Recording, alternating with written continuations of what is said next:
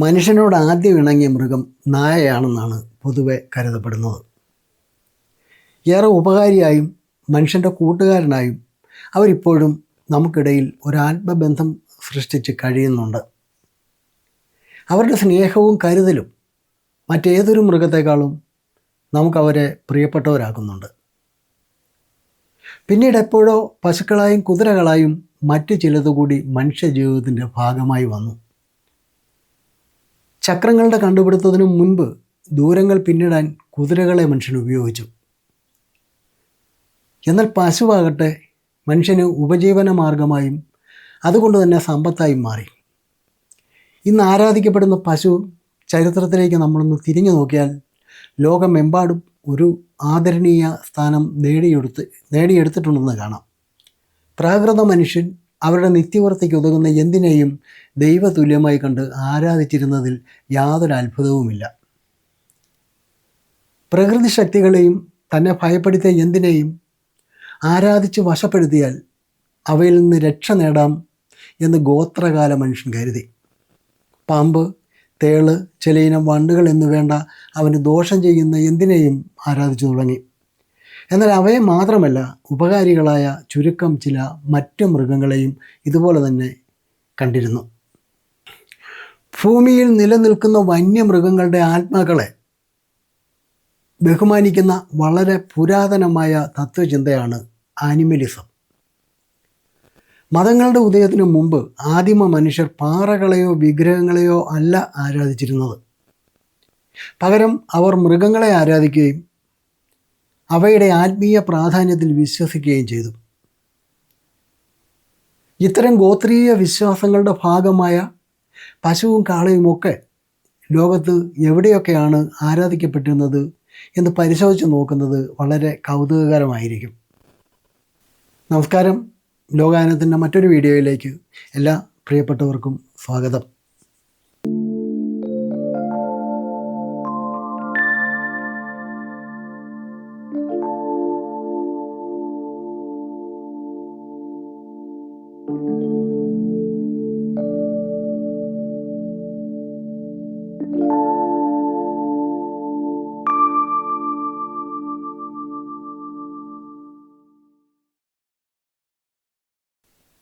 മെസപ്പൊട്ടേമിയക്കാർ അറോക്കിൻ്റെ രൂപത്തിൽ അസാധാരണമായ ശക്തിയുടെയും വീര്യത്തിൻ്റെയും പ്രതീകമായി ഒരു കാളയെ ആരാധിച്ചിരുന്നതായിട്ട് കാണാം.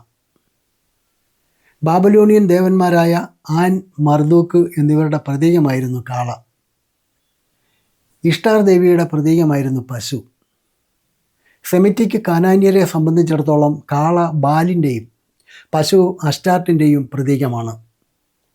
പുരാതന ഈജിപ്തുകാർ ആരാധിച്ചിരുന്ന പശുവാണ് ഹാത്തോർ. സൗരാഷ്ട്രീയൻ ഗ്രന്ഥങ്ങളനുസരിച്ച് ഉപകാരികളായ എല്ലാ ജന്തുജാലങ്ങളുടെയും സൃഷ്ടാവായ അഹുറ മസ്തയുടെ 6 സൃഷ്ടികളിൽ ഒന്നാണ് ഗവേവോദാത എന്ന പശു. കെൽറ്റിക് സംസ്കാരങ്ങളിലാകട്ടെ ഗോദേവതകളായ ദമോണയെയും ബോണിനെയും ആരാധിച്ചിരുന്നതായിട്ട് കാണാം. നോർസിൻ്റെ പാരമ്പര്യം അനുസരിച്ച് ആദിമ പശുവായ ഔദുംബളയെക്കുറിച്ച് പരാമർശിക്കുന്നു. സ്ത്രീകളുടെയും വിവാഹത്തിൻ്റെയും ഗ്രീക്ക് ദേവതയായ ഹെറയ്ക്ക് പശു വളരെയേറെ പവിത്രമായിരുന്നു. പുരാതന ചൈനയിലും ജപ്പാനിലും പശുക്കളെ ആരാധിച്ചിരുന്നതായിട്ട് അവരുടെ പുരാണങ്ങളിൽ നിന്നും മനസ്സിലാക്കാം. സിന്ധു നദീതടത്തിന് മുദ്രകളിൽ കൊമ്പുകൊണ്ടുള്ള ശിരോവസ്ത്രം അണിഞ്ഞ ചുറ്റും മൃഗങ്ങളാൽ ചുറ്റപ്പെട്ട രൂപം പശുപതി എന്നാണ് അറിയപ്പെടുന്നത്. ആർക്കിയോളജിസ്റ്റുകൾ ഇതിനെ പ്രോട്ടോ ശിവൻ എന്ന് വിളിക്കുന്നു. ഋഗ്വേദത്തിൽ പശുവിനെ അതിഥി എന്നും അഖിന്യ എന്നും വിളിക്കുന്നു. അഥർവവേദം അവളെ എല്ലാ അനുഗ്രഹങ്ങളുടെയും ഉറവിടം എന്നാണ് പറയുന്നത്. വേദയജ്ഞത്തിൽ പശുവിൽ നിന്നുള്ള ഉൽപ്പന്നങ്ങൾക്ക് പ്രാധാന്യം കൽപ്പിക്കുന്നുണ്ട്.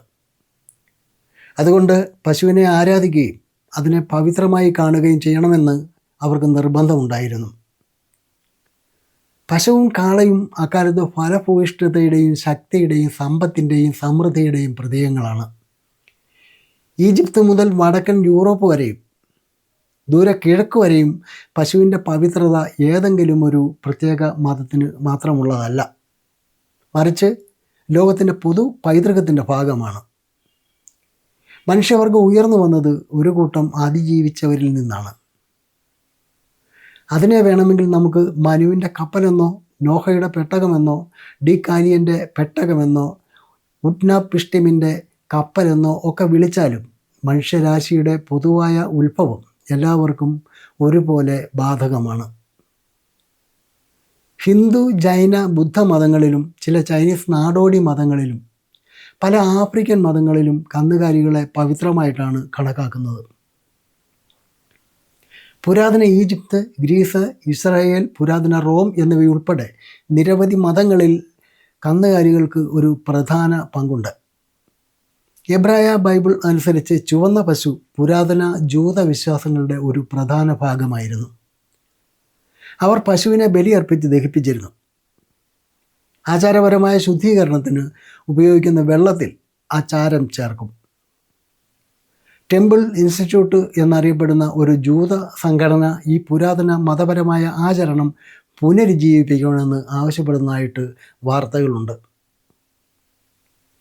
പരമ്പരാഗത യാഥാസ്ഥിതികത മുറുകെ പിടിക്കുന്ന ഒരു കൂട്ടം ജൂതമതക്കാർ കോഷർ എന്നറിയപ്പെടുന്ന ഗോമാംസം ഭക്ഷണമായി കണക്കാക്കുന്നു. ഷെചിത എന്ന മറ്റൊരാചാരത്തിൽ പശുവിനെ അറുക്കുകയും പാൽ ഉൽപ്പന്നങ്ങൾ ഉൾപ്പെടുന്ന ഭക്ഷണത്തിൻ്റെ കൂടെ മാംസം വിളമ്പുകയും ചെയ്യും. ജൂതന്മാരുടെ ഷെചിതയ്ക്ക് സമാനമായി ദബീഹ അല്ലെങ്കിൽ സാബിഹ എന്ന മതപരമായ ആചാരത്തിൽ പശുവിനെ അറുക്കുന്നതും ഗോമാംസം കഴിക്കുന്നതും ഇസ്ലാമും അനുവദിക്കുന്നു. മുഗൾ സാമ്രാജ്യത്തിലെ പല ഭരണാധികാരികളും മുസ്ലിങ്ങളുടെ പ്രധാന ആഘോഷമായ ഈദുൽ അദ്ഹയിൽ ആചാരത്തിൻ്റെ ഭാഗമായി കന്നുകാലികളെ കൊല്ലുന്നത് പതിവായിരുന്നെങ്കിലും അവരുടെ ഭരണത്തിൻ കീഴിൽ ഉള്ള വലിയ വിഭാഗങ്ങളായ ഹിന്ദു, ജൈന മതവിശ്വാസികളെ മാനിച്ച് പശുക്കളെ കൊല്ലുന്നതിന് നിരോധനം ഏർപ്പെടുത്തിയിരുന്നു. ഗ്യൂഷ് ഉർവ എന്ന സൗരാഷ്ട്രീയൻ പദത്തിൻ്റെ അർത്ഥം പശുവിൻ്റെ ആത്മാവ് എന്നാണ്.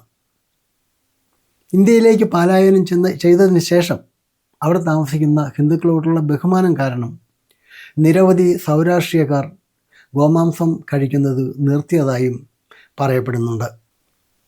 സൗരാഷ്ട്രീയൻ വേദപുരോഹിതന്മാർ കന്നുകാലി വളർത്തുന്നവരാണ്.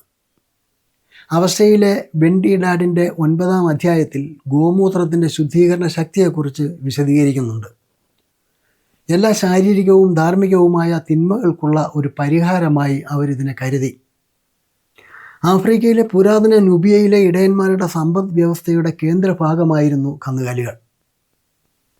അവരുടെ സംസ്കാരത്തിലും പുരാണങ്ങളിലും കാലികൾ ഒരു പ്രധാന പങ്ക് വഹിക്കുന്നുണ്ട്.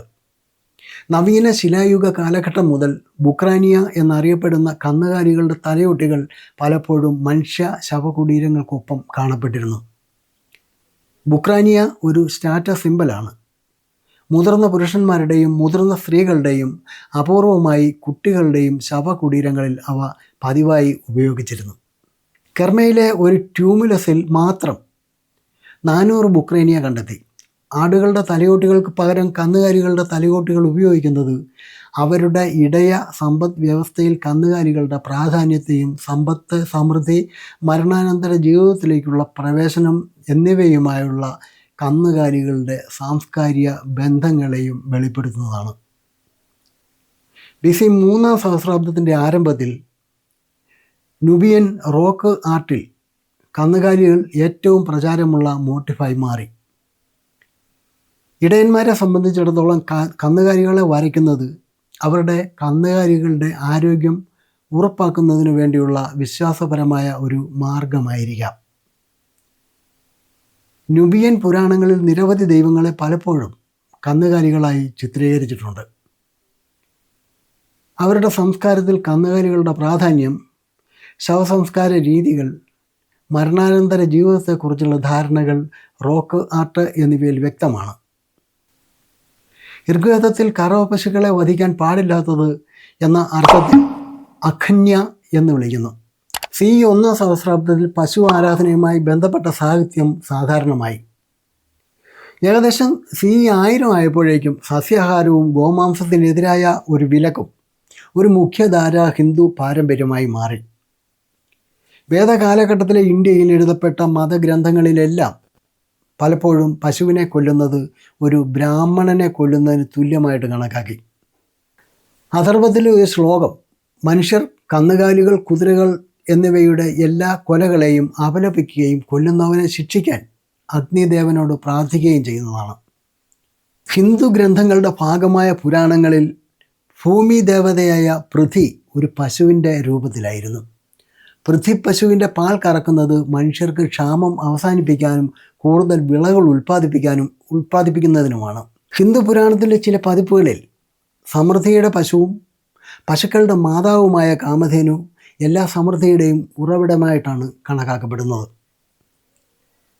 മണിപ്പൂരി പുരാണങ്ങളിലും പുരാതന മണിപ്പൂരിലെ കാംഗ്ലിപാക്ക് നാടോടി കഥകളിലും മൊയ്റാങ് സാമ്രാജ്യത്തിലെ ഖംബ തോയിബി ഇതിഹാസത്തിൻ്റെ പ്രധാന കഥാപാത്രമായ ഒരു ദിവ്യ പശുവാണ് കാവോ. ചുരുക്കി പറഞ്ഞാൽ മനുഷ്യ സംസ്കാരം അഭിവൃദ്ധി പ്രാപിച്ച കാലം മുതൽ അവിടങ്ങളിലെല്ലാം ഇത്തരം വിശ്വാസങ്ങളും ഉണ്ടായിട്ടുണ്ട്. നല്ലത് സ്വീകരിച്ചും തെറ്റെന്ന് ബോധ്യമായവയെ തള്ളിക്കളഞ്ഞുമാണ് നാം ആധുനിക മനുഷ്യരായി മാറിയത്. ഒരാചാരത്തിനും തനതായ പാരമ്പര്യമില്ല. മറ്റുള്ളവരിൽ നിന്ന് കടം കൊണ്ടതാണ് പലതും. എവിടെയോ എന്നോ തുടങ്ങിയ ഇത്തരം ആചാരങ്ങൾ സഞ്ചാരികളായ മനുഷ്യരിലൂടെ പടർന്നു. ഓരോ നാട്ടിലും അവിടുത്തെ ജീവിത ചുറ്റുപാടുകൾക്കനുസരിച്ച് ഓരോ രൂപത്തിൽ ഭാവനാസമ്പന്നരായ ആളുകൾ കൂടുതൽ മനോഹരങ്ങളാക്കി. കഥകൾക്ക് മാറ്റമുണ്ടെങ്കിലും ബീജം ഒന്നു തന്നെ. പല കാലത്തും പല ദേശത്തും പലതും അതിജീവിച്ചവരാണ് മനുഷ്യർ. എല്ലാവർക്കും നന്മയുണ്ടാകട്ടെ എന്ന് ആശംസിക്കുന്നതിനേക്കാൾ നല്ലത് അതിനുവേണ്ടി പ്രവർത്തിക്കുന്നത് തന്നെയാണ്. നമ്മുടെ പ്രിയ കവി വയലാർ പാടിയതുപോലെ ചക്രവാളത്തിൻ്റെ മതിൽക്കെട്ടിന്മേൽ കയ്യും കുത്തി നിന്ന് പ്രപഞ്ചത്തിൻ്റെ ഭ്രമണം നിയന്ത്രിക്കുന്ന ആധുനിക മനുഷ്യരാണ് നമ്മൾ. നമ്മൾ സഞ്ചരിക്കേണ്ടത് മുൻപോട്ടാണ്, പിൻപോട്ടല്ല. അതാണ് ചരിത്രം. അപ്പോൾ മറ്റൊരു വിഷയവുമായി വീണ്ടും കാണാം. നന്ദി.